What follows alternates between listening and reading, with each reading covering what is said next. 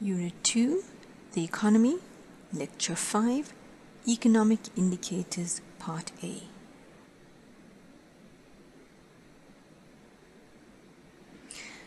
Now we look at economic indicators. And economic indicators help us to gauge how economies and markets are performing. The more important indicators that we tend to focus on: gross domestic product, or GDP, private consumption spending, government spending, investment spending, CPI, PPI, and the balance of payments. Now we're going to look at who's interested in economic indicators and why.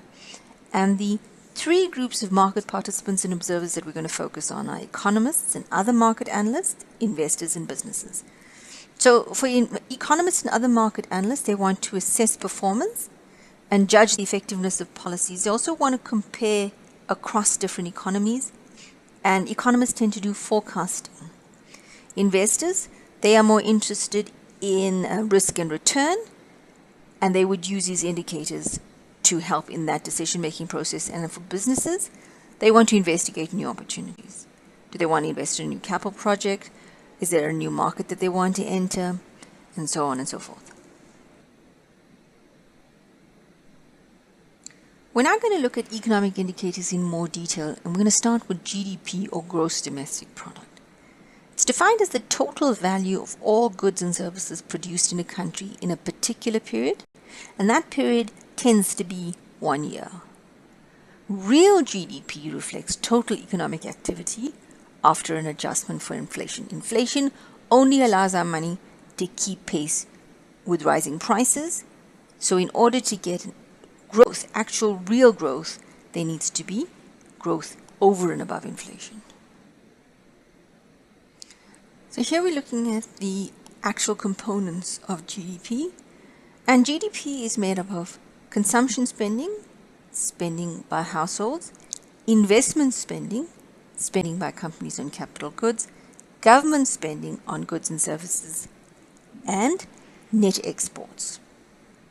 That is spending by foreigners in South Africa minus the spending by South African residents abroad. GDP information tends to be presented either quarterly or annually. The focus is on percentage changes. During periods of high GDP, which also tend to be periods of high inflation, interest rates will be high. So the impact on asset classes such as bond and share prices: bond prices will be low because interest rates are high, and share prices will tend to be strong. The growth in share prices because, of course, we have high profits.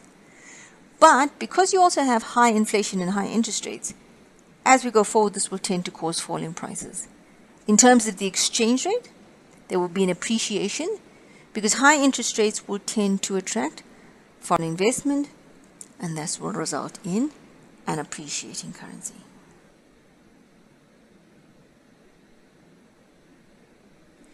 Private consumption spending, that is the total amount of money spent by households in an economy. And the spending can be broken up into different categories, including durable goods, goods expected to last more than 3 years, and non-durable goods such as food, clothing, and services. As for GDP, the information presented on consumption spending tends to be done quarterly or annually. Unlike GDP, the focus here is on real growth rates, but in terms of its impact on inflation, interest rates, shares, bonds, and exchange rates, its impact is similar to GDP.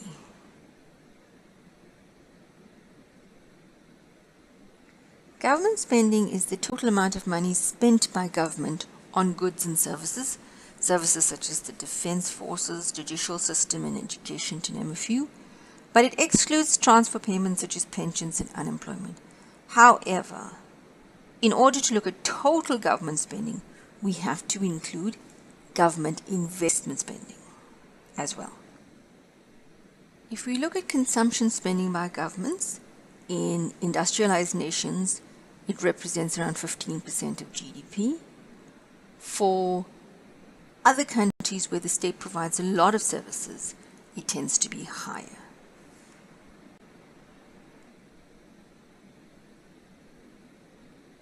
So when we're looking at investment spending, or what is referred to as gross capital formation, we need to distinguish between fixed capital investment, which tends to be long-term in nature, and short-term or working capital investment. Now, when we're looking at fixed capital investment, we're looking at investment in property, either residential or non-residential buildings, construction work, infrastructure developments, machinery, investment in other equipment. Investment in short-term or working capital, for example, is change in inventories. This can be quite erratic, can be positive or negative. Be positive at a time when demand slows and production is more than meets the demand that the market has. And it's negative when demand exceeds the production capacity of companies. It represents only a small portion of investment spending. So for industrialized nations, investment spending tends to represent around 20% of GDP. And in terms of its features, it's the same as private consumption, except for the fact that it is referred to as a leading indicator in the business cycle. Now, a leading indicator is an indicator that becomes positive or turns upwards before the economy goes into a recovery phase.